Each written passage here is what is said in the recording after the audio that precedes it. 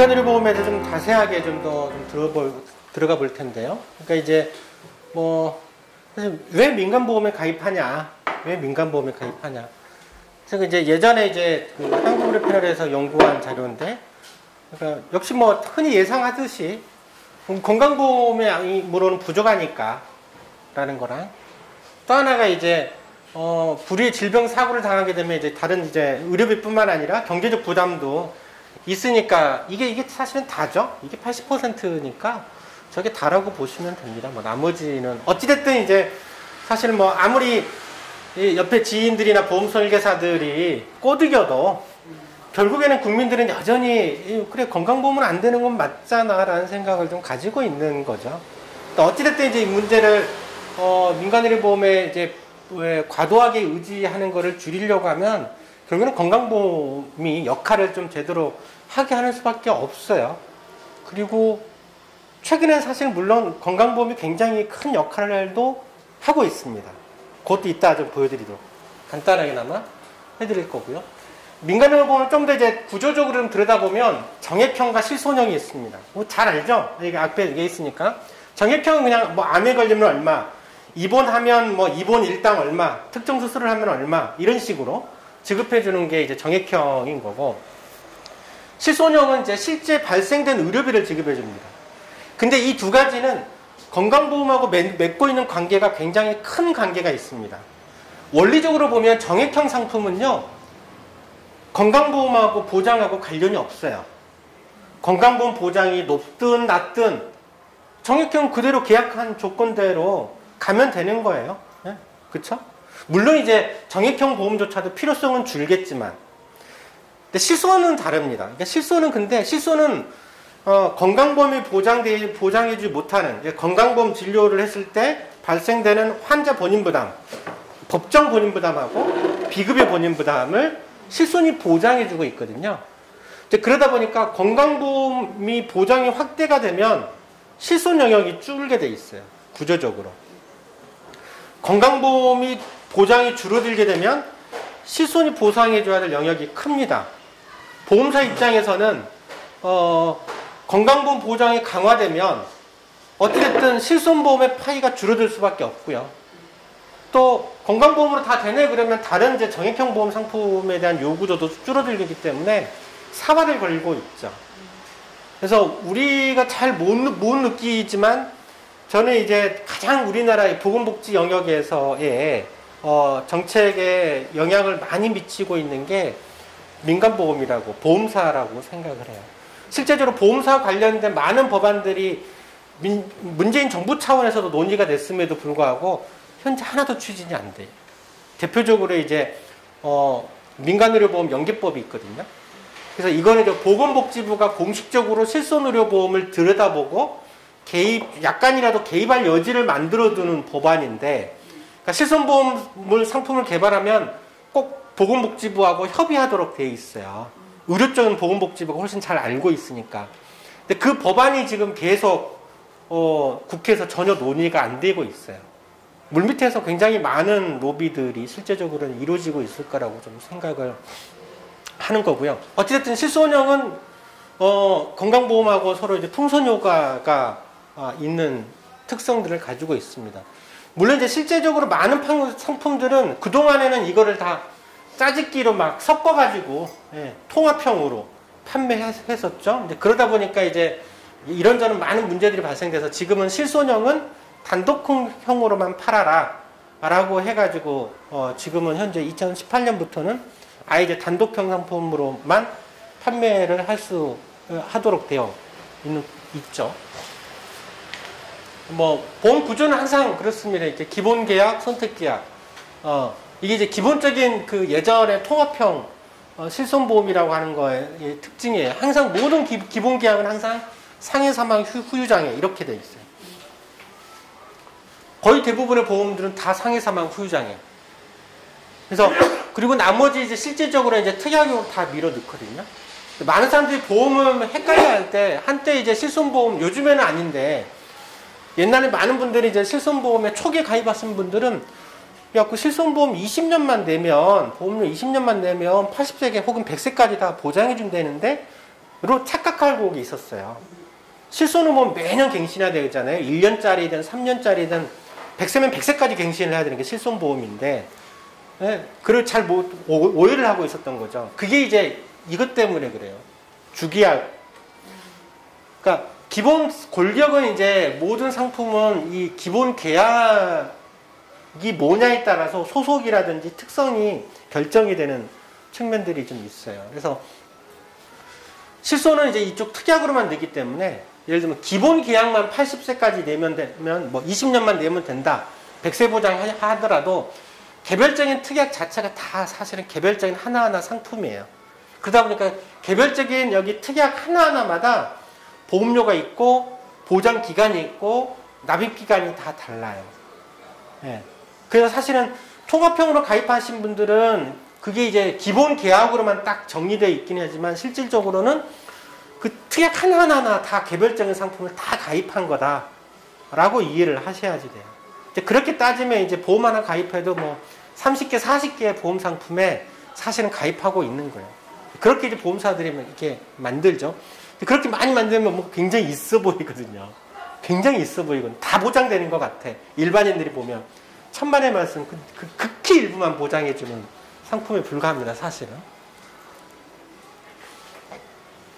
그래서 요거는 이제 최근 이제 뭐 한국으로 패널 자료 그냥 그대로 따온 거예요. 민간의료보험 얼마나 많이 가입하고 있냐. 2017년까지 데이터가 나왔는데 가구당 평균 4개.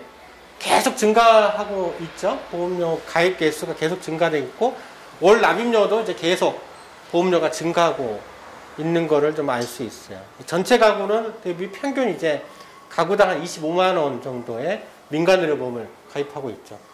이렇게 이제 많을 수밖에 없는 이유가 민간의료보험은 다 따로따로 들어야 되잖아요. 뭐 내 안보험 따로, 내 실손 따로, 와이프 따로 또 애들 가입하려면 애들 또 어린이보험 하나씩 다 따로따로 해야 되니까 4인 가족만 하더라도 기본적인 거 가입하려고 하면 6개가 필요해요. 내 안보험, 내 실손, 와이프 안보험, 와이프 실손, 애 둘 키우면 각각 하나씩. 그러다 보니까 보험료가 어마어마하게 늘어나게 되는 거죠. 보험 하나당 이제 4개 가입, 평균 4개인데 25만 원이다. 4, 6, 24. 기본 보험 하나당 월 한 6만 원 정도 4배.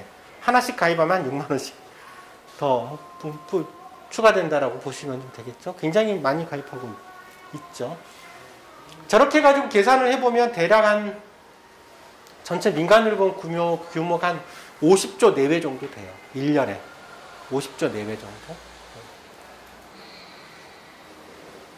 그리고 이제 소득 구간에 따라 보면 당연히 저소득층은 가입도 못하죠. 재정적인 여력이 없기 때문에 가입을 못하지만, 근데 이제 계속 증가율을 보면 저소득층의 보험 가입은 지속적으로 좀 더 가파르게 늘어나고 있는 것을 좀 알 수가 좀 있고요. 그리고 요거는 이제 제가 예전에 한번 2014년까지 자료만 가지고 한번 분석을 해본 적이 있어요. 그래서 요거 가려고 해서는 제가 좀 추가적으로 좀 2017년까지의 자료가 나오고 하면 이제 여러 가지 좀 분석을 해서 나중에 이게 제가 이제 대학원 복귀하면 제 논문 주제로 좀 고민을 좀 하고 있는 거긴 한데, 건강보험은 기본적으로 소득 재분배 효과가 있다라고 하잖아요. 왜냐하면 기본적으로는 소득이 많은 사람들이 보험료를 더 많이 낼 수밖에 없는 구조니까. 소득이 없는 사람은 보험료가 적으니까. 예. 그러니까 이제 받는 혜택이 저소득층이 훨씬 더 많은 혜택이 돌아갈 수밖에 없어요. 그래서 소득 재분배 효과가 있어요. 근데 민간보험은 소득 재분배 효과가 당연히 없겠죠. 예. 근데 때로는 민간보험은 잘 보면 오히려 역재분배 효과가 나타나는 측면들이 있는 것 같아요.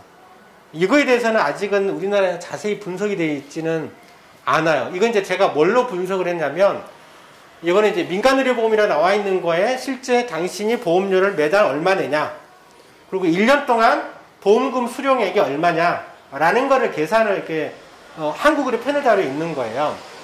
그래서 1분위는 자기가 낸 보험료에 2014년도 기준으로는 한 6%를 돌려받는다라고 얘기를 한 거고, 5분위가 고소득층이죠. 소득이 제일 높은 쪽은 자기가 낸 거에 13%를 돌려받았다라고 얘기를 하는 거예요.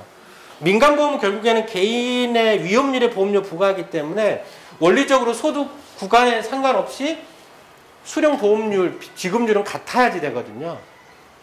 근데 고소득층이 낸 보험료 대비 더 많이 받아요. 이거는 뭔가 그러니까 저소득층이 낸 보험료가 오히려 고소득층에게 이전됐을 가능성이 커요. 자, 다른 조건이 같으면 고소득층이든 저소득층이든 나이가 같다라고 하면 나이가 같으면 보험료는 똑같이 부과하죠. 민간보험은. 공보험은 건강보험은 다르게 부과하지만 보험료가 똑같이 부과해요. 근데 그러면 현재에서 기본적으로 의료 이용은 누가 많이 하고 있을까요? 고소득층이 의료 이용은 더 많이 하고 있어요. 네. 그러니까 보험료는 똑같이 내는데 고소득층이 의료 이용을 더 많이 해. 그쵸? 그러면 저소득층이 낸 보험료가 고소득층한테 오히려 이전되는 효과가 있어요. 이거에 대한 게 좀 단초를 보여주는 거예요. 그러니까 이건 물론 다양한 각도에서 좀 분석을 사실은 해볼 수는 필요는 있어요. 물론 이게 정확한 데이터는 아닐 거예요. 그 전에는 오히려 저소득층 중간에 다 데이터가 조금씩 다르기는 했어요. 근데 여러 가지 측면으로 제 분석은 좀 필요하긴 해야 되는데, 물론 이제 이런 거는 이제 리콜 바이어스라고 해가지고 당신이 얼마 했냐 이건 기억해내야 하기 때문에 저소득층이 기억을 잘 못해서 그럴 수도 있지만, 근데 저는 현실에서 다른 보험을 떠나서 실손보험으로만 보면 실제로 이제 의료 이용이 압도적으로 고소득층이 많아요.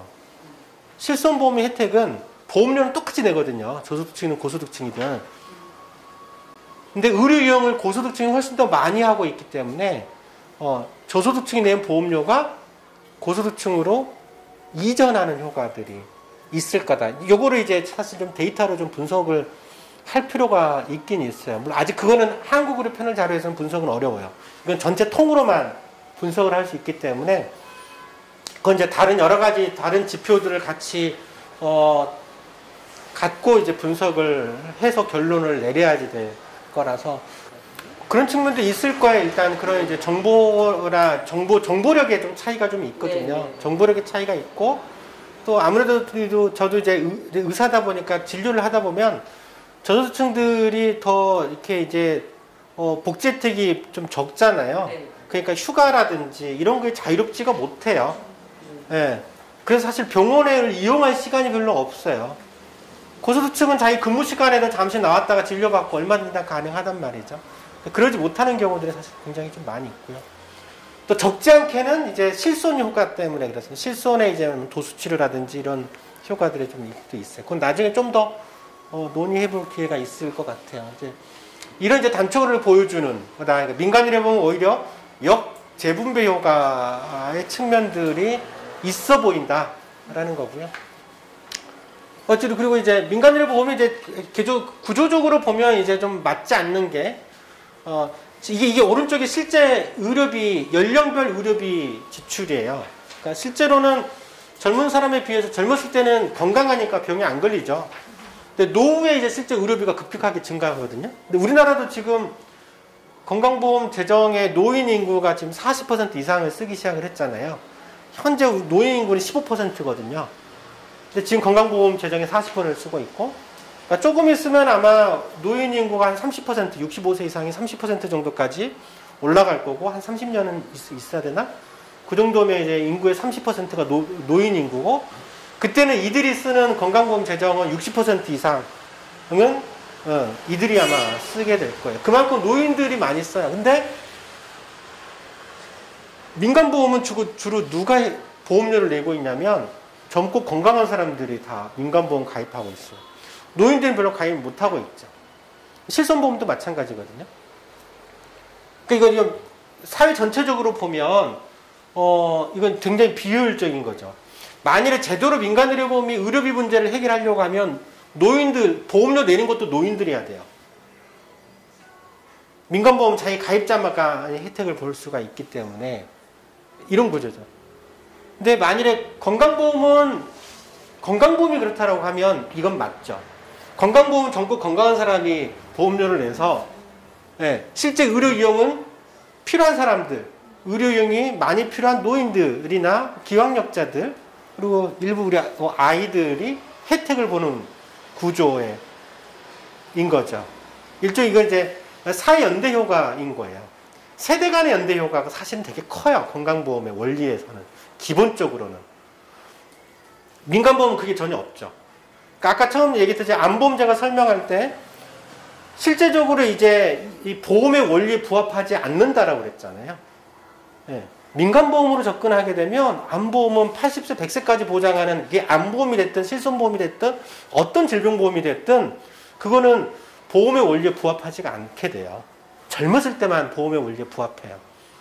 근데 이제 민간보험, 아니 건강보험으로 오게 되면 보험의 원리가 완전 달라지는 거거든요. 예. 그래서 이제 그게 부합이 해요. 또 노인들은 소득이 없잖아요. 민간보험으로 해결하려고 하면 노인들일수록 갈수록 소득이 올라가줘야지 그거 가지고 더 많은 보험료를 내게 된단 말이죠. 근데 현실은 그렇지 않단 말이죠.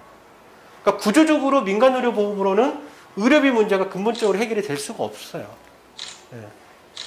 다양한 각도로 들여다보더라도 민간의료보험의 문제들이 좀 존재하는 거죠. 실제로 민간의료보험 가입률 시간이 지나도 물론 이 젊은 사람들이 많이 가입한 게 시간이 지나면 계속 유지되지 않겠냐라고 보지만 사실은 그렇지 않아요. 이때 시간이 계속 가도 이게 오른쪽으로 이동하는 그래프 모양이 아니에요. 그냥 거의 변동이 없어요. 노인이 되면 보험료가 급격하게 증가하기 때문에 해약할 수밖에 없는 거예요. 다. 해약해요, 해약. 안 할 수가 없어요. 아까 그 암보험이나 갱신형이라고 하더라도 그게 비싸잖아요. 설령 비갱신형이라고 하더라도 우리나라 보험은 50% 이상 잘 유지 안 돼. 거의 대부분 결국에는 해약을 해요. 이런저런 이유로. 그러니까 살다 보면 이제 애 학원비 때문에 갑자기 병원비가 부모님이 큰 병에 걸렸다고 갑자기 전셋값이 올라가고 이러면 이제 만만한 게 이제 보험 해약하는 거거든요. 그런 문제. 실손보험도 마찬가지 거고요. 이게 그거죠. 나중에 이건 옛날 자료이긴 하지만 이때는 딱 10년만 본 자료. 최근에는 보니까 보험에서 별로 자료들이 안 내놔요. 유지율이에요, 유지율. 그러니까 가입한 이후에 연차별로 도중에 이제 가입한 다음에 해약할 거 아니에요? 얼마나 남아있냐? 5년 지나니까 암보험이 54% 남아있어요. 종신보험도 가입한 지 5년 지나면 다 반이 해약해. 불과 5년. 근데 지금은 예를 들어서 웬만한 보험들은 한 20년짜리가 많거든요. 그러니까 20년짜리 끝까지 유지하는 사람들 별로 없어요. 3분의 1도 안 될 거라고 봐요. 근데 그런 데이터는 아직 보험사가 갖고 있을 텐데. 예? 이거 여기 자료 이거 해놓은 거예요. 이게 2014, 5년도 자료일 거예요. 예. 지금도 인터넷 구글에서 검색하면 바로 떠요. 예. 거기 그대로 있는 거를 제가 정리한 겁니다. 예. 어쨌든 실제적으로 그렇죠. 저도 종신보험에 가입했다가 물론 저는 이제 공부하고 야 이건 아니네 그리고 해약을 했죠. 변액연금도 하나 가입했다가 해약을 했고 제가 갖고 있는 유일한 보험은 지금 이제 자동차 보험, 그 의무보험이기 때문에 그것만 갖고 있습니다. 아까 좀 얘기했지만 이제 이런 또 민간의료보험의 가입의 양극화가 되게 커요. 특히 이제 이건 이제 기업복지라는 측면에서 보면 지금 단체 실손, 그러니까 기업에서 복지 차원에서 해주는 단체 실손 가입자가 거의 한 400만 명 정도 되는 것 같아요. 우리나라 전체 노동자가 지금 1,800만? 1,900만? 예, 근로소득자를 1,800만 이 정도 한다라고 하면 대략 한 20%, 25% 정도에서는 소득도 높고 정규직이고 안정돼 있고 이들은 또 기업에서도 또 단체 실손이나 이런 다 해주고 각종 기업 복지들이 빵빵하게 돼 있는 반면에 다수는 대부분의 이제 노동자들은 그렇지가 않죠. 고용도 불안하고 기업에서 해주는 것도 없고 소득이 낮으니까 이제 다른 민간보험도 가입 못하고 상위 계층은 이제 소득이 있으니까 또 사보험으로도 수십만 원씩 가입 쏟아붓고 있고 이런 이제 양극화 문제도 좀 사실은 좀 저는 좀 심각하게 들여다 좀 보고 있습니다. 그러니까 민간의료보험이 어떻게 보면 한편으로 이런 양극화를 또 악화시키는 측면으로도 작용하고 있을 수 있다라고 좀 보고 있습니다. 아까 저기 민간의료보험 현황이었구나. 그 다음에 이제 예. 그래서 이제 여기서 아마 이제 실손보험까지 좀 포함해서 얘기가 좀 많이 나올 것 같긴 한데요. 예, 보겠습니다. 앞에까지는 뭐 어렵진 않으셨죠? 네. 예. 지금부터 어려워요? 아니요, 어렵지 않습니다. 예. 사실 이제 민간의료보험하고 이제 건강보험의 관계 속에서 이제 실손보험을 좀 들여다보려고 하는 거예요. 그래야지 실손만 가지고 설명하려다 보면 요즘에 실손도 워낙 복잡해져가지고 계속 역사가 너무 많이 바뀌어가지고 이게 정리하기가 너무 저도 못하겠더라고요. 그래서 일반적인 이제 민간보험하고 건강보험하고 관계 속에서 보자. 일단 민간의료보험은 전 세계적으로요. 민간의료보험이 활성화되면 이게 공적 재정을 우리나라 같은 건강보험 재정을 악화시킨다라는 게 일반적인 결론이에요. 전 세계적으로. 그래서 이제 민간의료보험에 대해서 이런저런 이제 규제들이나 이런 게 필요하다는 얘기들을 많이 하고 있죠. 어쨌든 뭐 상식적으로 그러겠죠. 뭐 실손형 가입하잖아요. 실손형 민간의료보험은 지금 굉장히 많은 좋은 표현은 아니지만 도덕적 해이가 유발이 되고 있습니다. 실제적으로. 손해율이 굉장히 높은 이유가 거기에 있습니다. 도덕적 해이가 가능하기 때문에 그런 거고요. 정액형도 물론 마찬가지입니다. 정액형 가입해도 뭐 예를 들면 입원 일당 얼마 이렇게 보험료가 주면 이거 이제 뭐 한 2개 정도 가입하면 한 일주일이나 적게는 3일 혹은 일주일 이상 지나면 하루에 5만 원, 10만 원씩 보험료가 나오거든요. 그러니까 환자를 퇴원 안 하려고 그래. 큰 병원에서는 무조건 쫓아내지. 그건 어쩔 수 없어요. 그러니까 큰 병원에서 나가면 다시 또 조그마한 병원으로 가서 있든지 요양병원에 가서 계속 입원해 있든지 이런 식의 많이 좀 건강보험 체제, 의료 이용을 불필요하게 의료 이용을 늘리게 만드는 효과들이 있는 측면들이 좀 있습니다. 주로 기존에 이제 뭐 비급여라든지 이용량을 늘리고 또 보험사에도 행정비용도 많이 늘리는 게 이게 특성이 있고 어쨌든 OECD 보고서에서도 민간보험이 있으면 전체적으로 보건의료비 지출이 늘어난다. 라는 측면에 대해서 일관되게 이제 보고가 되어 있는 거고요. 우리나라에서도 이제 실손보험 가지고 이제 좀 더 보면, 그래도 최근 들어서는 실손보험이 그렇게 가입률이 그렇게 많지는 않습니다. 몇 개 보험사는 이제 실손보험 안 팔아요. 단독형으로 전환이 되면서 메리트가 없어요. 보험사가 팔려고 하면 적어도 한 달에 한 10만 원씩은 팔아야지. 그러면 이제 보험 설계사들이 보통 받는 수당이 뭐 좀 적게는 석 달치 보험료, 많게는 한 6달치 정도의 보험료 정도를 수당으로 받아요. 그런데 이제 실손보험은 지금 40세한테 팔면 한 15,000원밖에 안 되거든요, 한 달에. 그게 봐요, 떨어지는 게 없어요. 그래서 이제 실손보험 가입하려고 하면 대신에 다른 보험도 막 설명해줘가지고 다른 보험까지 막 이렇게 끼워 팔기 식으로 2개, 3개씩 이제 팔려고 지금 하고 있는 거죠. 그래서 지금은 이제 실손보험이 2008년부터 본격적으로 팔리기 시작한 이후에 지금 한 3,000명 초반대에서 좀 정체되어 있습니다. 한 2005년 이후부터는 별로 크게 늘고 있지는 않아요.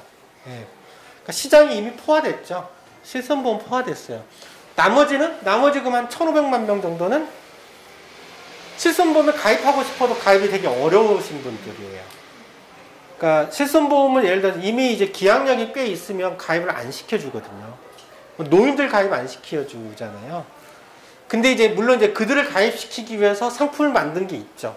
최근 들어서 이제 노후실손보험도 물론 2015년인가 16년도가 나오긴 했지만 노후실손보험이라든지 아니면 이제 최근에 이제 간편심사로 해가지고 혹은 뭐 이렇게 유병자 실손보험 이런 게 나와 있거든요. 그러니까 고혈압 있어도 가입시켜주는 보험인데 보통 그냥 그런 유병자, 간편 이런 표현이 들어가면 똑같은 보험이라고 하더라도 그렇지 않은 보험에 비해서 보험료는 딱 2배 비싸다라고 보면 됩니다.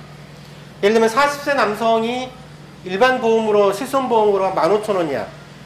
근데 이제 간편 혹은 유병자 그 실손보험으로 가입하게 되면 3만 원이 넘게 됩니다. 60세 같은 경우에는 보통 한 4만 원, 5만 원일 텐데 실손보험이 그런 유병자 실손으로 가입하면 그 2배, 한 8만 원 정도? 그 정도 나온다라고 보시면 됩니다. 근데 이제 이 실손보험이 최근에 어쨌든 거의 시장에서는 포화가 됐다. 포화는 됐는데 보면 이제 보험료 수입은 계속 늘어나고 있죠. 시장은 포화인데 보험료는 계속 늘어나고 있어요. 보면 손보사, 생보사 처음에 2008년도에 출시됐을 때는 한 1조 6천만 원 정도 보험료 수입을 거뒀다가 이제 이게 2조, 3조, 4조, 5조, 6조 2016년도에 6조가 됐고요. 2019년도에 드디어 이제 9조 8천억. 올해는 이제 10조가 넘었겠죠. 물론 여기도 이제 손보사, 생보사니까 예를 들면 교직원에서 판매한다든지 우체국에서 판매하는 실손의 통계는 빠졌을 겁니다. 아니 가입률의 변화는 없는데 계속 1조씩 뛰어요. 1조 이상이 뛰고 있네, 보험료 수입은. 근데 이거는 뭘 의미를 하냐면 저기 이제 그 보험료 증가율이 실손보험 증가율이 굉장히 급격하게 증가하고 있다는 거죠. 매년 거의 지금 한 10%? 기본이 10%씩은 보험료가 증가하고 있다라고 보시면 됩니다. 주로 실손은 대부분 다 손해보험사인 거고요. 어쨌든 보험 굉장히 많이 가입하고 있는데 이제 요거 이제 제가 어제 저녁에 요 3개를 더 3년치를 업그레이드를 제가 했습니다.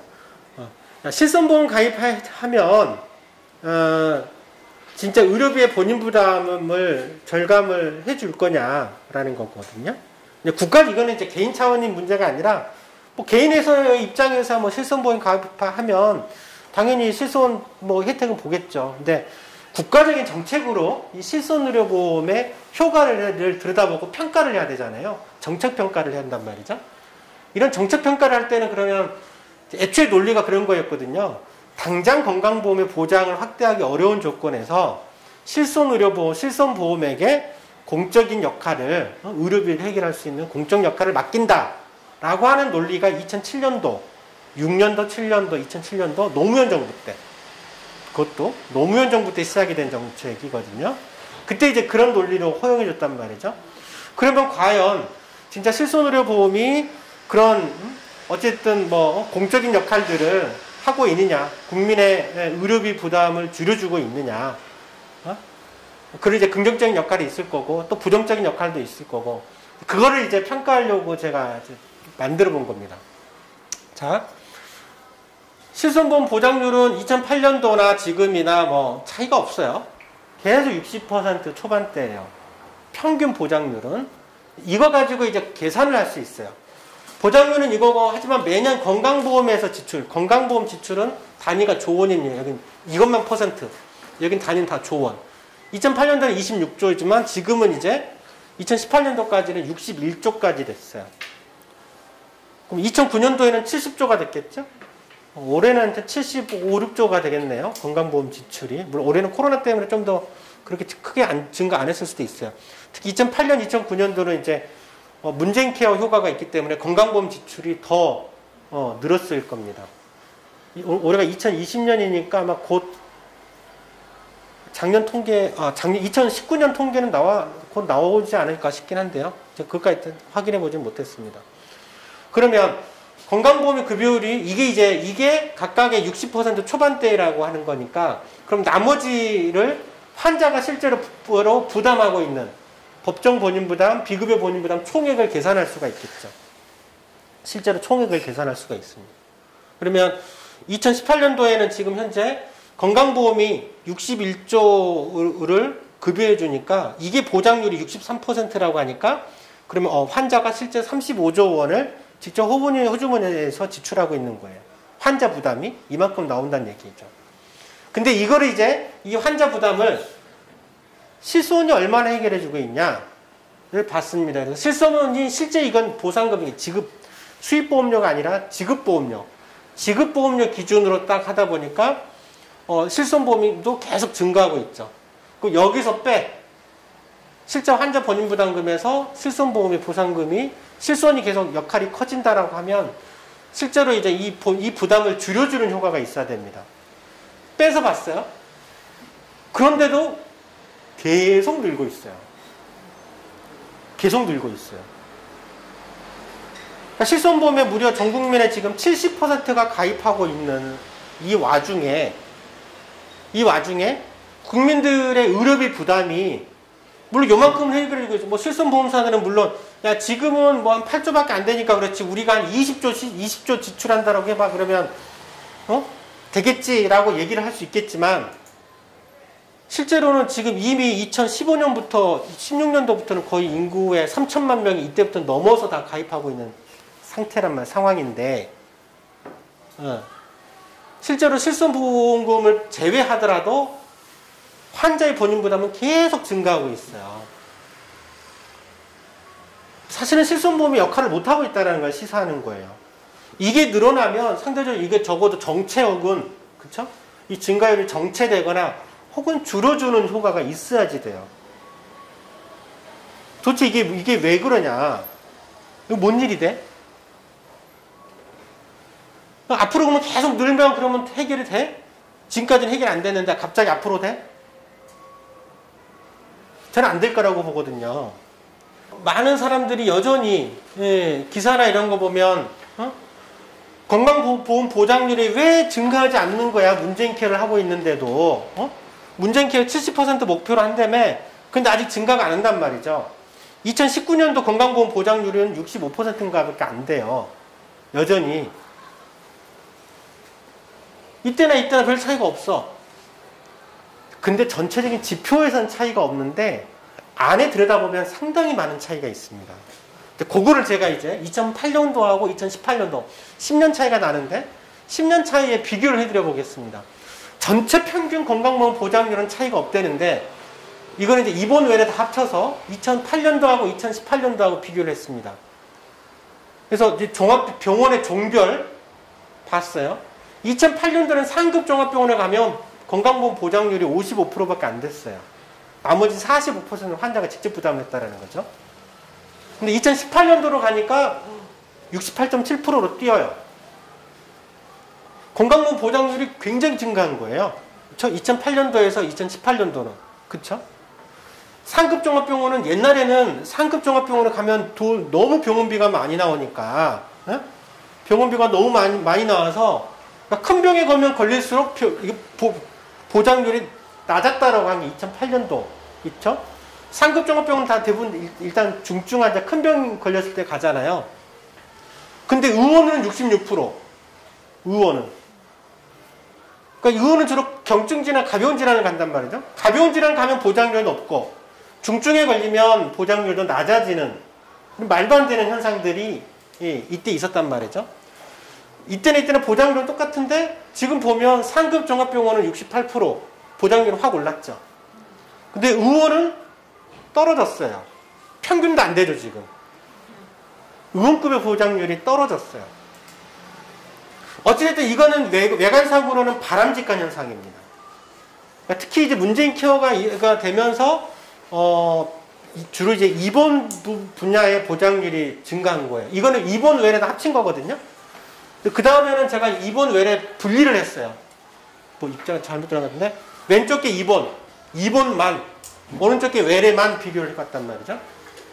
입원만 해봤더니 2008년도에서는 종합병원은 이제 61%에서 73%까지 10% 이상 증가한 거죠. 굉장히 크게 증가한 거죠. 상급 종합병원은 58.9에서 74%까지 증가한 거네요. 15%가 넘게 증가했어요. 상급 종합병원에 입원 진료를 받았을 때 보장률은 엄청나게 증가했어요. 종합병원도 증가했어요. 근데 희한하게도 일반 병원 보장률은 떨어졌어요.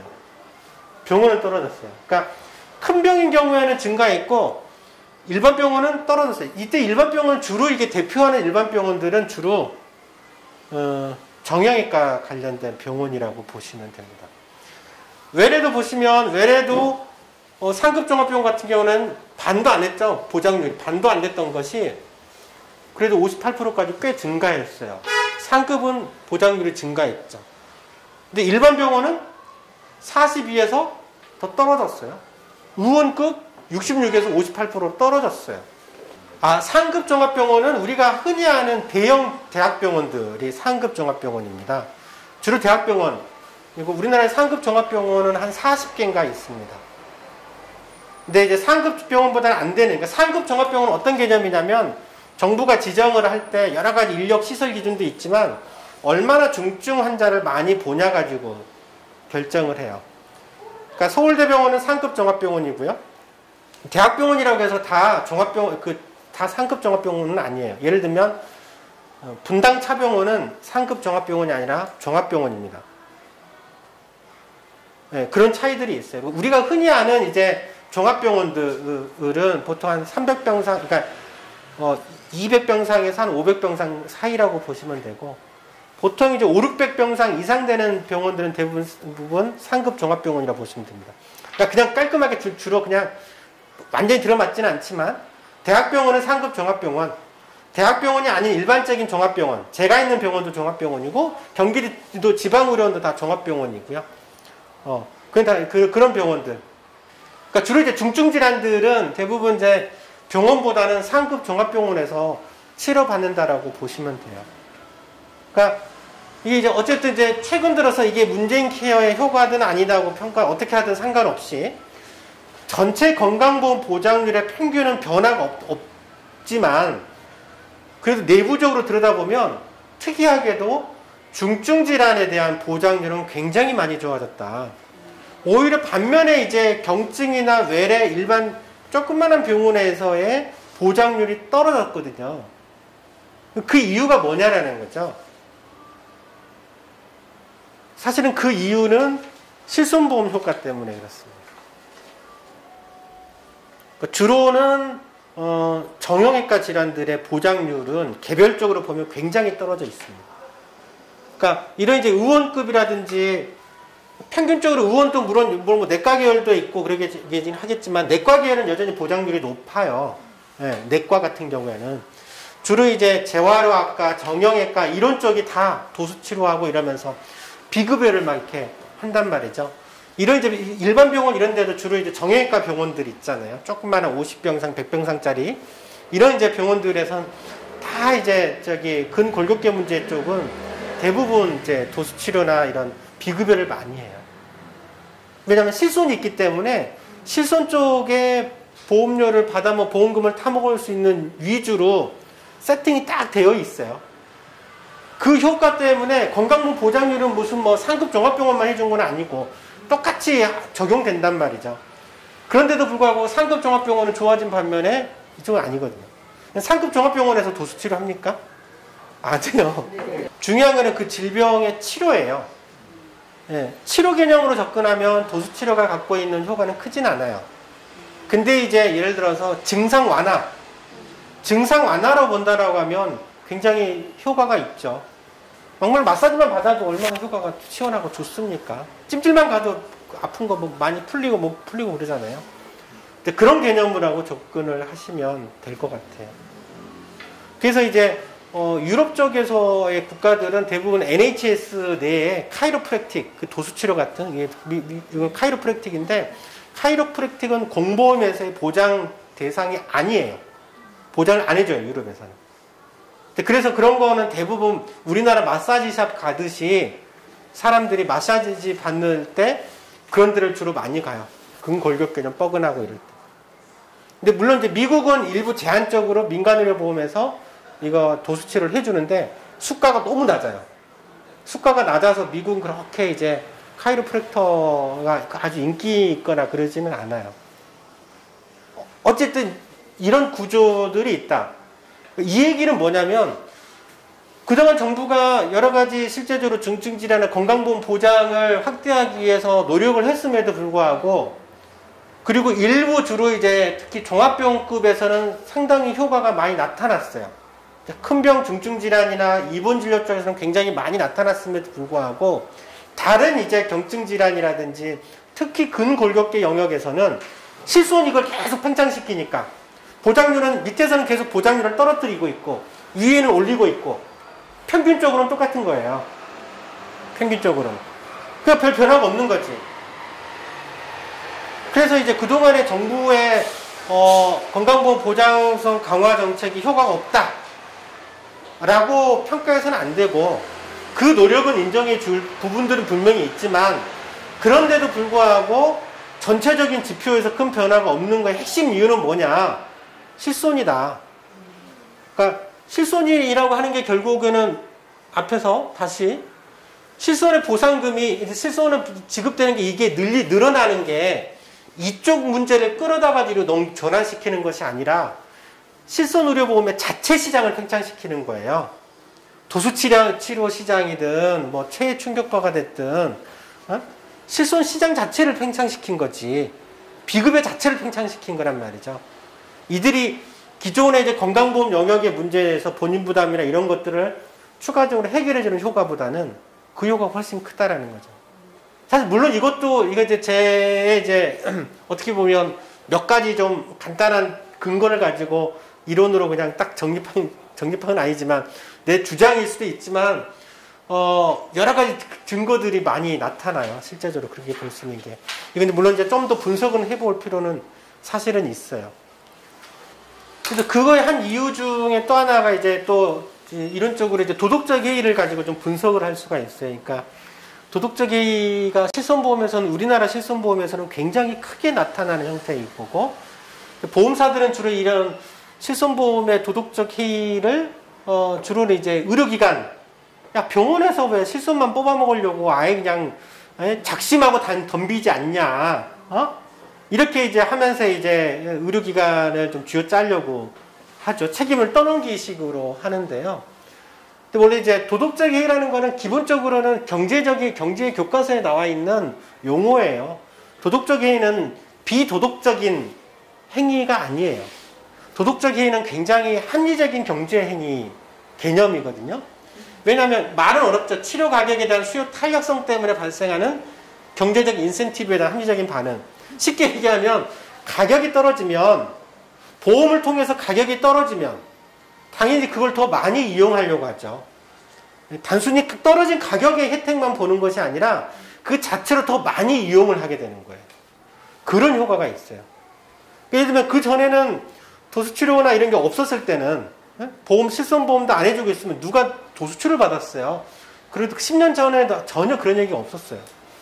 근데 지금은 실손보험에서 도수치료를 해주니까 너나 나나 도수치료를 받기 시작하고 의료기관도 이걸 적극적으로 이용을 한단 말이죠. 그러다 보니까 도수치료 행위 자체가 기하급수적으로 늘어나게 되는 문제가 생기는 거예요. 어떻게 보면 그건 너무나도 당연할 수도 있다라는 거죠. 실제적으로. 이제 그렇기 때문에 중요한 거는 상품 설계를 어떻게 하느냐가 되게 중요해요. 그러니까 저는 이제 실질적으로는, 아니 실손보험에서 초기 상품들은 어땠어요? 100% 보장이에요. 100% 보장. 초기 실손보험이 나왔을 때 100% 보장이었거든요. 2008년도까지 판매, 딱 2년 조금 안 되게 판매됐을 때인데, 이때는 100% 보장이었어요.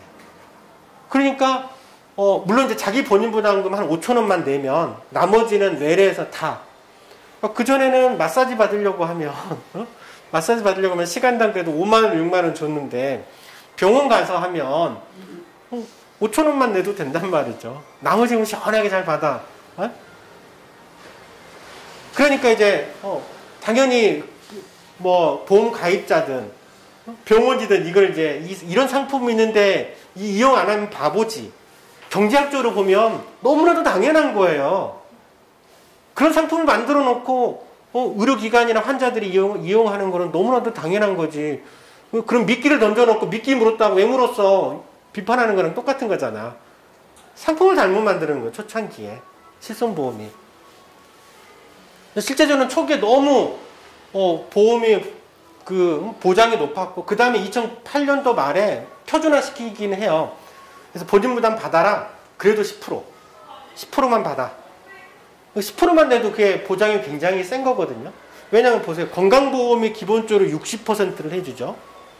나머지 40%에 대해서 실손이 해주는데, 처음엔 그것도 100%였다가 그거에 90%까지 해줘도 건강보험하고 이걸 합치면 실질적으로는 95% 이상의 98% 뭐 이 정도의 보장이 되는 건데, 사실상 대부분의 국민들이 실손보험 추가로 건강보험 하나로 무상의료가 아니라 실손보험 추가로 무상의료를 지금 물론 다는 아니지만 누리고 있는 문제들이 있는 거예요. 그러면서 이제 이 실손 판매하면서 각종 이제 특약으로 끼워 팔기 한 거죠. 실손보험료는 실제로 10,000원, 20,000원 밖에 안 되지만 이것저것 끼워 팔아가지고 한 10만원씩 만들어가지고 한 달에 보험료를 팔던 거죠. 이런 문제, 이거에 대한 규제들이나 이런 게 이제 전혀 안 됐고, 이제 그러다 보니까 이 실손보험 자체가 이제 보상해주는 이 비급여가 아주 급격하게 팽창되는 효과가 발생이 되는 거예요. 사실 그래서 상품 자체의 문제들이 초기에 있었던 거죠. 근데 이걸 예전에 이제 저도 이게 그 전에 한 실손보험을 어떤 논리에 의해서 허용해줬지라고 하는 자료를 한번 찾아봤더니 실제 그때 논의됐던 거랑 실제 출시됐던 상품하고는 완전 달랐어요. 노무현정부 때 논의될 때는 이때 뭐라 그러냐면 그때 이제 의료산업선진화위원회 활동을 해서 최종 백서가 나왔는데 그 백서에서는 민간의료보험하고 공보험하고 공보험의 경쟁력을 강화시키되 민간의료보험과 합리적인 역할 설정을 하겠다 라고 한 거거든요. 근데 하지만 국민건강보험하고 민간보험하고 너무 상호관계에 있어서 너무 풍선효과가 발생되면 문제이기 때문에 민간의료보험의 법정 본인부담금과 외래진료에 대한 급여는 제한이 필요하다. 그러니까 건강보험의 법정 본인부담하고 외래진료에 대한 급여는 제한해라. 실손보험 여기서 민간의료보험 손 못대게 해라. 라고 사실 논의를 해야 샀단 말이죠. 그리고 가급적 민간의료보험은 신의료기술이나 고급의료나 뭐 1인실이나 뭐 이런 거라든지 부가적인 편의서비스 위주로 보장을 하도록 해라. 그러면서 공백을 보완한다라고 한 논리였는데 실제적으로 이에 출시된 상품은 전혀 다른 상품이 출시된 거예요. 법정 본인부담 100%, 모든 비급여 다 100%, 다 보장하게 만들어 놓은. 근데 그러다 보니까 거기에서 어마어마하게 이제 도덕적 해이가 발생이 되는 거예요. 그러니까 환자들이 이게 심리적으로 그래서 어떤 효과가 생기냐면 내가 실손보험 가입했는데 내가 실손보험을 못 타먹으면 내가 손해라는 인식이 생기게 되어 있어요. 나는 어깨 안 아픈 사람 어디 있어? 근데 실손보험 가입자는 다 병원 가가지고 하면 도수치료 받고 시원하게 치료받고 그렇단 말이죠. 돈도 얼마 안 들고 다 실손해주니까. 남들은 다 받는데 나만 안 받아? 아까 그랬죠. 실손보험은 결국에는 이 보험은 내 보험료 내가 이용하지 않으면 그걸 다른 사람이 쓰는 거거든요. 근데 나는 다른 사람들이 다 써. 그런데 나는 안 써? 내가 이상한 거야. 그러니까 서로 더 이게 실손보험을 더 활용하려고 하는 거예요. 네. 이런 효과가 생겨요. 그러니까 이거를 보험료 뭐라고 표현해야 할지 모르겠지만 보험료를 의식하게 돼요. 건강보험은 보험료 인식하지 않죠. 세금에 대해서도 보험료를 비용을 인식하지 않아요. 예를 들면 나는 한 달에 건강보험료 내가 소득이 많아가지고 한 달에 건강보험료를 20만 원이나 내는데 난 이거 건강보험료 아까우니까 난 의료 이용 더 많이 해야지 이런 생각을 해요. 이런 생각 안 해요. 근데 실손보험은 그렇지 않아요. 실손보험 내가 갱신할 때마다 보험료가 계속 올라가고 결국에는 돌려주는 것도 아니고 내가 안 쓰면 나는 손해라는 인식을 갖게 돼요. 보험료가 아깝게 되지. 그러니까 더 이용을 하게 하는 서로만 이렇게 경쟁적으로 의료 이용을 안 할 수가 없는 구조로 지금은 문제가 되어 있어요. 이제 거기에서 이제 더 이런 도덕적 해이들이 좀 발생이 되는. 그러다 보니까 실손보험의 손해율이 굉장히 급격하게 증가하게 돼 있죠. 그래서 예전에 분석에서도 건강보험 환자하고 실손보험 환자하고 그 비급여 비중을 따져봤더니 건강보험은 평균 18%의 비중이 있는데 실손보험 환자들은 입원을 하게 되면 이것도 이제 외래는 빼고 입원만 했을 거예요. 입원 환자의 실손보험자들은 비급여가 2배나 되더라. 그러니까 그래서 요즘에는 처음에는 막 의사들도 처음에는 실손보험 있을 때 몰래 혹시 실손보험 있으세요? 이렇게 했지만 지금은 아예 그냥 무조건 먼저 아예 체크할 때 실손보험 가입 여부까지 문진표에 들어가 있어요. 문진표에. 실손보험에 딱 가입돼 있잖아요. 그럼 의사들이 걱정이 없어. 비급여 탁탁탁탁 긁어도 환자들이 컴플레인을 안 해. 실손보험 없으면 다 내 부담인데 그럼 비급여 다 설명하고 동의받아야 돼요. 보험 안 되는 예전에 복부 초음파를 하려고 해도 왜 복부 초음파가 당신한테 필요한지 설명하고 할게요. 근데 이건 보험이 안 돼요. 라고 얘기해주고 허락받고 해야지. 허락받지 않고 하면 나중에 분쟁 생겨 멱살 잡혀. 근데 지금 실손보험을 가입하고 있으면 그거 제 설명해주지도 않습니다. 내일 초음파랑 뭐뭐 좀 할게요. 알았죠? 예. 필요한 거 다 해주세요, 선생님. 응? 하고 싶은 검사 다 해주세요. 할 수 있는 거. 이렇게 나온단 말이죠. 그러니까 이런 게 실손보험이 그런 이제 비급여를 도덕적이를 굉장히 크게 유발하게 만든다는 측면들이 좀 있는 거고. 이제 그러다 보니까 이제 실손보험은 처음에 출시되자마자 바로 그 다음 해부터 손해율이 100%를 넘어서게 돼요. 네. 거의 유일한 보험이에요. 근데 대신에 물론 이제 보험사들이 이것 때문에 손해는 안 봐요. 그러니까 실손 특약에서는 손해 보지만 대부분의 실손보험은 통합형으로 끼워 팔기로 팔았기 때문에 나머지 각종 특약으로 들어있는 정액형에서는 엄청나게 남겨먹는 거거든요. 그러니까 전체적으로 남겨먹어. 하지만 이제 실손 특약만 가지고도 이제 계속 보험사들이 그래서 그것만 쏙 뽑아가지고 계속 문제 삼는 거지. 이게 문제되면 그러면 야 나머지 손해율은 뭐 50% 60% 수두룩한데 이것도 문제 삼아야지. 그런 얘기는 하나도 안 하죠. 보험사들은. 그래서 지금 이제 계속 뭐 120%에서 130% 사이에서 손해율이 유지가 좀 되고 있는 게 이렇게 보험연구원 자료에서도 그대로 나오고 있어요. 그리고 이제 예전보다는 손해율이 초반 뭐 아주 뛸 때는 굉장히 크게 뛰기도 했다가 어쨌든 지금은 좀 나아지고 있는데 이게 보험 상품의 탓이다라고 하는 게 그대로 알 수 있는 자료가 요거예요. 예전에 2015년도 그 손해율 자료를 봤더니 손해율이 그러니까 그 실손보험의 본인 부담을 얼마로 책정되어 있느냐에 따라서 손해율이 달라요. 제일 초창기 표준화 이전 상품이라는 얘기는 표준화 이후가 이제 본인 부담 10%를 부과했을 때고 그 전에는 아예 본인 부담이 전혀 없었을 때. 그러니까 표준화 이전 상품 완전히 무상을 해요. 지금 이거야말로 무상을 해요. 그러니까 이제 손해율이 굉장히 높았죠. 자기 본인 부담 10%를 부과하니까 이제 의료 이용을 하려고 하면 내 본인 부담이 또 추가적으로 있네 하니까 약간 움찔하는 효과가 있겠죠. 손해율이 좀 낮아졌고요. 그때 초창기 이제 노후실손은 이거는 본인 부담이 굉장히 세요. 30%. 기본 30%인데 실질적으로는 한 40% 정도 돼요. 노후실손은. 그러니까 이제 손해율이 100%가 안 되죠. 그래서 결국에는 초기에 이제 상품의 문제였던 거지. 정부가 이런 규제도 하나도 안 해주고 막 완전히 다 전액 그냥 보장을 해주게 상품 만들어주면서 이 실손의료보험의 이 문제들이 발생된 근원이다라고 좀 보시면 될 것 같습니다. 근데 이제 문제는 지금 현재 실손보험 상품은 물론 요즘은 좀 통계가 바뀌었죠. 좀 지나서 이때는 좀 약간 옛날이었지만 대부분 이제 초기에 한 3천만 명 가까이는 다 이 상품에 가입하고 있는 거예요, 지금. 초기에 가입하는. 그래서 보험사들이, 보험 설계사들이 다 얘기해 주는 게, 2008년도에 가입하셨어요? 그 보장이 높으니까 무조건 유지하세요라고 얘기해요. 그것도 맞는 말은 아니에요. 물론 이제 가입한 사람 입장에서는 좋을 수는 있죠. 본인 부담 거의 없으니까. 막 즐기는 거지, 엄청나게 의료 소비 가면서. 도수치료 받을 수 있는 최대 다 받으면서 계속 뭐 할 수는 있지만 사회적으로 보면 좋은 정책은 그거는 이제 바람직한 정책은 아니고 최근 상품으로 전환시켜주는 정책이 사실은 필요하죠.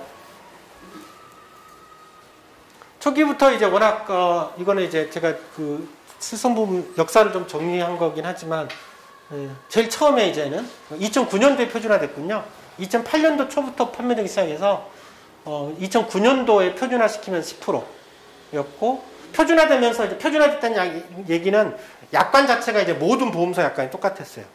근데 그 전에는 이제 실손이라는 표현도 안 쓰고 보험료가 보험 그 실손 이름도 보험사마다 다 달랐어요. 어떤 데 뭐 의료비 담보란 표현도 쓰고 다 조금씩 다 다르게 썼었고 어쨌든 이렇게 이제 역사가 흘러가면서 지금은 이제 이런 식으로 기본형, 특약형으로 좀 상품이 좀 바뀌어 있는데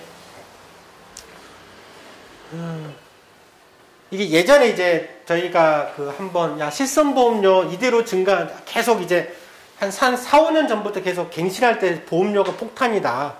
실손보험료 폭탄이라는 이런 얘기를 많이 했었어요. 그래서 우리도 이제 그 내만복에서 이제 이런 이제 보도자료도 내고 기자회견도 하고 그때 당시에 야 이대로 증가하면 저기 80세가 되면 보험료가 60만 원이 될 거다 막 그렇게 얘기도 하고 실제로 그랬었거든요. 그게 틀린 얘기 아니에요. 네.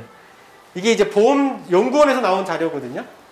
그러니까 지금 이제 계속 갱신을 할 때마다 보험료가 한 10%씩 오르기 때문에 그렇게 이제 보험료가 상승하게 되면 여기서 이제 그때 60세 때 80만 원이었나? 막 그랬었던 것 같은데 이게 이제 보험 상품 기존에 나왔던 상품 이게 3년 갱신 구실손이 이게 완전히 무상 본인 부담 100% 보장해 주는 거 표준화되게 이게 10% 본인 부담 그 다음 선택형이 이제 20% 본인 부담 그리고 최근 들어서 이제 1년마다 갱신하는 신실손형은 이제 특약형은 다 또 빼버린 걸 얘기하거든요. 그게 이제 보험료가 3년 갱신은 40세 기준으로는 현재 이 정도고요. 이게 이제 갱신을 계속 할 때마다 10% 올라가게 되면 60세는 60세 70세가 되면 3년 기존의 거는 66만 원이 되는 거예요. 그리고 기존의 가장 최근 상품을 가입한 사람들은 70세가 됐을 때 한 25만 원 정도의 보험료를 내게 되는 거죠. 보험료 차이가 엄청나게 많죠. 그러니까 예전에 초기에 가입했던 사람들 지금 야 이거 다 돼. 좋지만 설명드렸잖아요. 이건 도덕적인 해를 굉장히 많이 유발하고 서로 그냥 경쟁적으로 의료 이용을 하다 보니까 그러니까 손해율이 올라가면 손해율이 올라가는 만큼 또 보험료는 더 많이 올릴 수 있어요.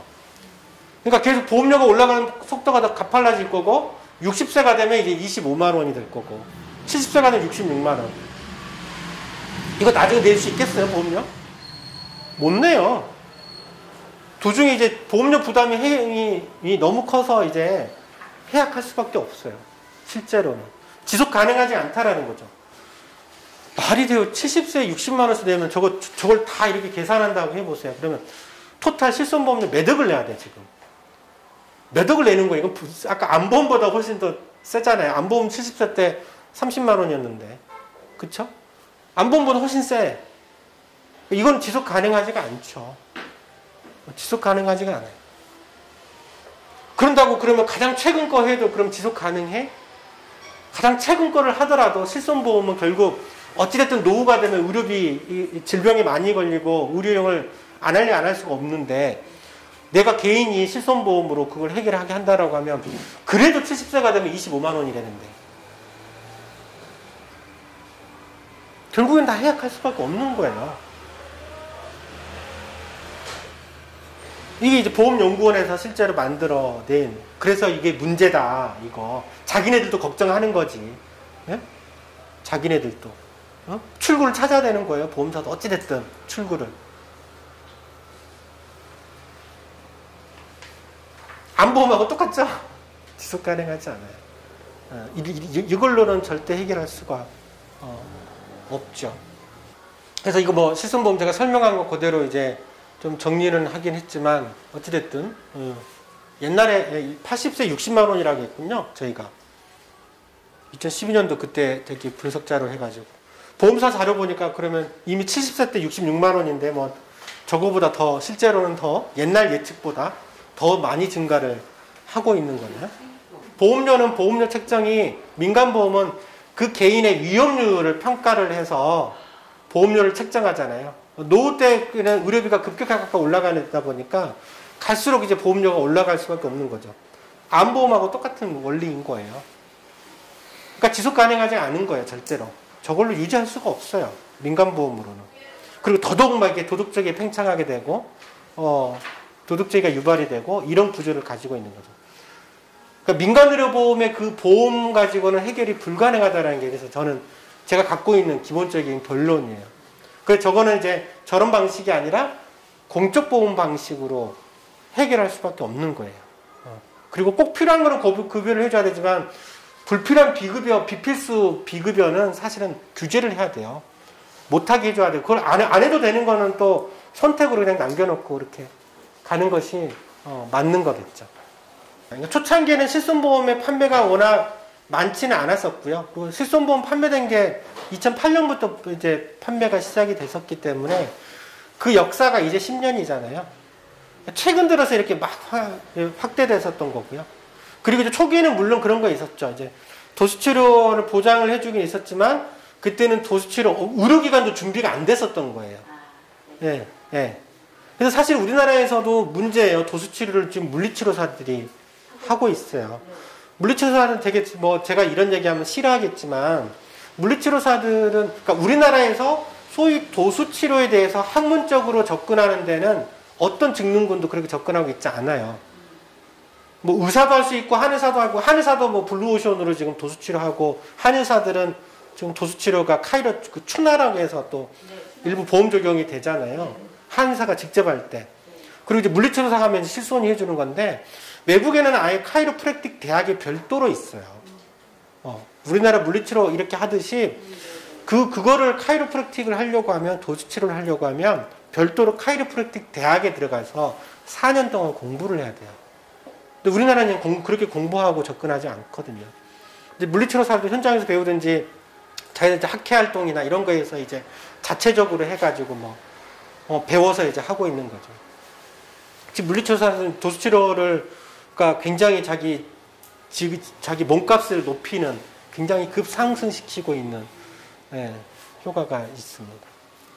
좀 문제예요. 그래서 퀄러티라든지 이런 게 돼 있지 않고 저도 이제 그런 병원에서 좀 있어봤긴 했지만 사실은 거의 그냥 치료적 마사지를 1시간 동안 해주는 거죠. 실제로는 편하게 시원하게 시원해요. 그때뿐. 어쨌든 뭐 그렇습니다. 이런 문제들까지 다 살펴를 받고 그럼 뭐 앞으로 어떻게 할 거냐? 참 쉽지는 않죠. 쉽지는 않고요. 어쨌든 이제 좀 이렇게 문제는 이제 뭔가 민간의료보험 정책에 대해서 좀 평가를 하려고 하면 좀 정책적으로 제대로 좀 국가 차원에서 평가를 좀 하고 그리고 이걸 어떻게 정책으로 가져갈 것인지 국민 건강을 위해서 이게 이루어져야 되거든요. 그러니까 이런 것 자체도 없어요. 자체도. 깝깝하죠. 복지부에서는 아직까지 이건 실손보험은 보건복지부가 터치할 수 있는 어떤 권한들도 없고 그러니까 냅두는 거죠. 방치되어 있는 거고. 금융위원회에서는 실손보험은 굉장히 자기네들 보험사업을 팽창시키고 이제 그런 역할을 하다 보니까 계속 그거를 이제 확대시키려고 하고 있는 거고. 그러면서 이제 발생되는 여러 가지 국민 의료비에 미치는 영향이라든지 국민 건강에 대한 미치는 부분들, 불필요하게 의료 비용을 높이는 부분들 이런 거에 대해서 평가를 하면서 정책을 내와야 되는데 그러지 못하고 있는 상황이다. 그런 논의조차도 거의 없고 이번에 이제 실손보험 문재인 케어 때문에 문재인 케어 하니까 그러면 실손보험의 건강보험 보장을 확대하면 실손보험 영역은 줄어드는데 그러면은 이걸 그대로 놔두면 보험사만 좋은 일 시켜준 거 아니냐. 해서 이제 이거를 그러면 국가 정책적으로 좀 개입을 해서 민간의료보험 그 연계법을 만들어서 개입을 하겠다라고 했는데 지금 전혀 진행이 안 되고 있고 어떤 논의조차도 좀 실종된 것 같아요. 또 국회가 바뀐 다음에 그러면 회기 바뀌고 나면 다 기존 법안들은 다 없어지는 거지. 다시 해야 될 텐데. 그거 민주당 김상희 의원이 원래 지난 회기에 발의를 한 걸로 알고 있는데 어쨌든 그렇습니다. 어쨌든 민간의료보험 규제 안 할래 안 할 수가 없어요.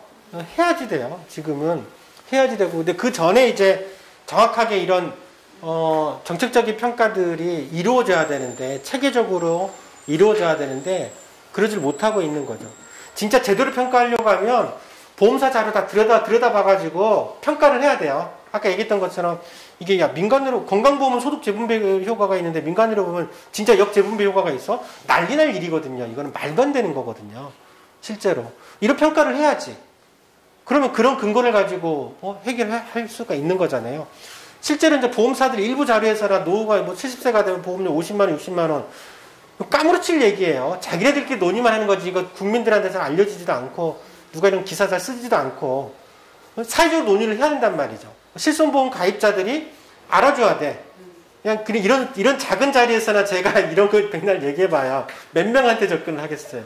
국가 차원에서 이걸 문제 제기를 하고 정책으로 평가를 해서 우리 그러면 이렇게 정책을 하겠다 나와줘야지 되는데 이게 좀 안 되고 있는 거죠. 방치되고 있는 문제들이 있죠. 어찌됐든 이제 방향성은 이제는 저는 그렇게 생각을 합니다. 이제 실손보험하고 특히 대한 건강보험하고의 역할 정립이 분명히 좀 필요한데 지금까지는 서로 계속 보완적인 관계로 생각하려고 했어요. 아니다. 서로 이렇게 보완적인 관계가 아니라 아예 독립적 관계로 끊어버려야 돼요. 완전히 끊어야 된다. 네. 그러려고 하면 이제 지금 이런 거거든요. 지금은 현재 건강보험과 실손보험에서는 이렇게 돼 있어요. 그러니까 보험급여 대상에서는 건강보험이 부담해 주는 거, 환자 법정 본인 부담이 있죠. 그다음 아예 비급여가 있어요. 비급여는 지금 이제 실손이 보장해 주지만 비급여도 종류가 여러 가지로 나눌 수 있어요. 이것도 좀 필요해요. 그러니까 비급여에서도 의학적으로 필요한 비급여가 있고 의학적으로 꼭 필요하지 않는 또 아예 미용 성형과 쪽에 해당이 되는 비급여들이 있단 말이죠. 이제 이런 정책들을 좀 구별을 좀 해서 적어도 이제 의학적으로 필요한 비급여는 건강보험이 흡수를 해야죠. 건강보험이 흡수를 해야 돼요. 물론 지금 문재인 케어에서도 이걸 적극적으로 흡수를 하려고 하겠다라고 발표해놓고 한 반밖에 안 했죠, 지금. 반밖에 안 했고 이제 내년밖에 안 남았는데 어떻게 할지 모르겠어요. 하다 말 것 같은 지금 문재인 케어가. 그런 문제들이 좀 있어요. 이게 지금 다 실손보험 보장형이란 말이죠. 심지어 이제 법정 본인 부담까지도 실손보험이 지금 터치를 하고 있는 상황인 거고, 그러다 보니까 당연히 도덕적이를 이쪽에 계속 더 유발할 수밖에 없는 거예요. 없는 방식인 거고.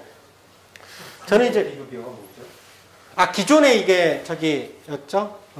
상급병실료, 간병 특진료. 였는데 지금은 이제 이 3대 비급이라는 표현은 이제 역사 속으로 사라져 들어간 건 맞습니다. 간병은 좀 남아있죠.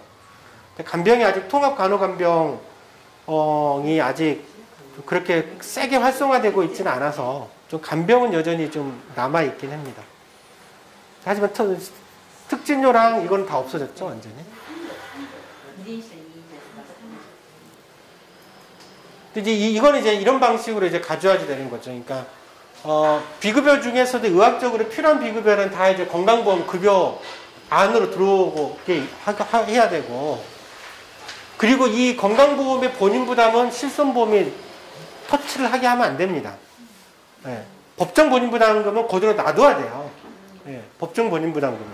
대신에 이거 법정 본인금만 놔두기만 하면 안 되고요. 뭘로 해야 되냐면 연간 본인 부담 상한제를 적용을 해줘야 돼요.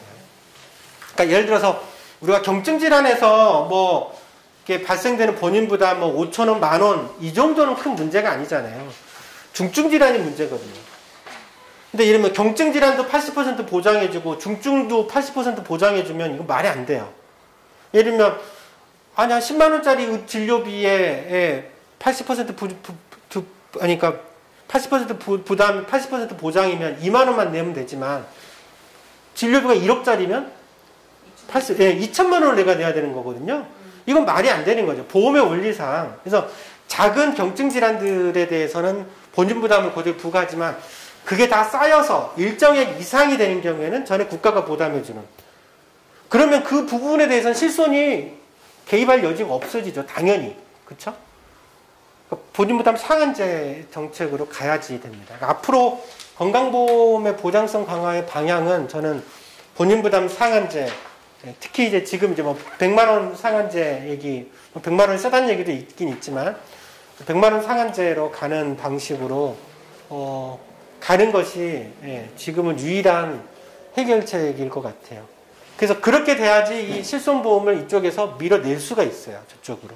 그리고 실손보험은 진짜 말 그대로 그냥 국민들이 꼭 가입하지 않아도 되는, 지금은 마치 실손보험이 필수라는 인식이 돼 있잖아요. 그게 아니고 실손보험 굳이 있어도 되고 없어도 굳이 뭐 병원비 해결하는 데 있어서 필수적인 의료 서비스를 받는 데는 아무런 제약이 없어야죠. 만약에 단지 이제 난 그냥 도수치료 받을 거야. 도수치료 받고 혹시 뭐 1인실이나 뭐 특실료 같은 경우에도 보험 적용 좀 해준다라고 하면 그런 쪽으로 좀 할 거야라고 하면서 별도로 이제 뭐 강제적으로 실손을 완전히 없앨 수는 없잖아요. 없앨 수는 없고 민주주의 사회에서 영역은 조금 더 남겨놓을 수밖에 없지 뭐. 그러니까 방향은 이쪽에서 이제 밀어내는 방향. 건강보험을 확대하면서 실손하는 영역을 가급적 필수적인 의료 서비스 보장은 건강보험에 다 전부 책임져주는 방식으로 가는 게 좀 타당하다고 생각을 하고요. 사실 그 기반을 문재인 케어에서 만들었어요. 네, 문재인 케어에서 사실 만들었어요. 완성이 지금 잘 최종 안 돼서 그럴 것 같긴 한데 문제지만 가급적 다음 이제 내후년에 이제 또 금방 대선이잖아요. 내후년 3월달이 대선이던데 그 이후에 이제 정책 과제에서는 문재인 케어를 좀 더 완성시키고 그 다음에는 추가적으로 이제 보장을 강화하는 데 있어서는 이제 100만 원 상한제와 같은 정책으로 좀 가는 방향이 맞지 않겠느냐라는 생각이 좀 들고 아까 이제 이명묵 위원장님도 말씀하셨지만 그거를 우선적으로 이제 뭐 어린이 아동부터 시작을 해보는 것이 어떨까라는 생각이 좀 갖고 있고요. 다음 이제 의제 내년부터 이제 본격적으로는 이런 100만 원 상한제에 대한 의제들을 좀 만들어내면서 그 다음 대선에서 좀 이런 각 후보들이 수용할 수 있게끔 활동을 좀 하려고 하고는 있습니다. 물론 이제 100만 원 상한제가 모든 비급여를 다 해주는 건 아니에요. 예, 비급여 중에서도 이제 필수적인 부분, 의학적으로 꼭 필요한 부분 해주고 그렇지 않은 부분은 그것까지 다 해줄 수 없어요. 뭐 특실이나 이런 걸 해줄 수는 없어요. 현실적으로. 뭐 대학병원 특실 지금 60만 원짜리도 있고 100만 원짜리도 있고 심지어 500만 원짜리도 있는데 그런 걸 해줄 필요가 없고 건강보험에서 그런 거 해줄 필요가 없고요. 도수치료는 논란의 여지가 좀 있을 수 있지만 저는 아직 한국 사회에서는 도수치료가 그렇게 의료에 필수적이지는 않다라고 좀 생각을 좀 합니다. 왜냐하면 이게 도수치료는 저게 지금 너무 시장을 포응을 크게 확대시켜 놨고 또 전체적으로 사실은 그 어떤 행위 서비스의 규모에 비해서 우리가 사회적으로 이게 그만큼의 비용을 지불할 가치가 있는지를 평가를 해야 돼요. 어떤 하나하나 행위에 대해서. 그만큼 지불할 가치가 있으면 그거는 건강보험이 해줘야 되겠죠. 근데 아직까지는 그게 나오기 어려울 거고요. 그리고 이미 실손이 저기 너무 가격을 도수치료 가격을 너무 부풀려 놨어요. 지금 뭐 싸면 5, 6만 원이지 기본 15만 원이에요. 실제로 기본 15만 원. 그래서 보통 강남 이쪽은 20에서 30만 원 꽉꽉 채워 가지고 받아요. 네. 그런 상황이라서 그거를 이제 건강보험이 지금은 현재 흡수하기에는 좀 흡수를 하더라도 우선순위에서 한참 좀 밀리지 않겠냐. 당장 우리가 좀 집중해야 될 거는 그런 쪽보다는 좀 필수적인 우리가 이제 큰 병을 치료하는 데 있어서 해야 될 거. 그래서 이제 그런 방향으로 문재인 케어도 해왔었던 거고, 앞에서 그러다 보니까 오히려 상급 종합병원의 보장률이 올라가는. 그러니까 또 의사협회에서는 또 싫어해요. 아니, 어떻게 동네 병원보다 상급 종합병원의 보장률이 더 높아. 환자들이 그러니까 그럼 또 그쪽으로 더 가려고 하는 문제가 좀 생길 수도 있죠. 어쨌든 그러긴 하겠지만, 어쨌든 큰 병 중심으로 가져야 되고, 그러려고 하면 이제 연간 100만 원 상한제로 좀 가는 것이 맞지 않나 싶고, 그리고 건강보험 규모가 너무 커져서 이제 조금 올리려고 해도 최소 몇 조예요. 지금 이제 거의 한 70조, 건강보험 지출이 한 70조 정도 되기 때문에 1, 2% 거의 1%당 1조 정도 되겠네요. 그러니까 굉장히 돈이 좀 많이 들고 그래서 우선순위에서 접근을 한다라고 하면 100만 원 상한제를 좀 더 강화시키는 방식으로. 물론 이제 좀 애들이나 저소득층은 좀 다른 나라도 유럽도 본인부담 상한제 적용을 다 하고 있지만 애들은 다 그냥 사실상 완전 무상. 실제로는. 애들은 또 비필수 비급여 할 게 별로 없어요. 예, 실제로는. 도수치료 무슨 애들이 꼬마애들이 받지는 않아요. 학생들은 받는데. 예, 그런 것들을 좀 보면 애들이나 저소득층은 좀 더 물론 100만 원 기준이 좀 높다라고 볼 수도 좀 있다라고 생각을 하고 어찌됐든 이제 그래도 이제 100만 원 상한제라는 거 인식들을 좀 많이 확장시킬 필요는 좀 있겠다는 생각을 좀 가지고 있습니다. 결국에는 이제 뭐 저거는 이제 물론 그러면 지금 저거 하려고 하면 100만 원 상한제를 하려고 하면 얼마 재원을 들겠냐 이거 이제 여기 계신 이명국 선생님이 주문을 하셨는데 이게 문재인 케어 때문에 이게 재정이 워낙 복잡해져서 여전히 아직 제가 좀 답을 찾지를 못했거든요.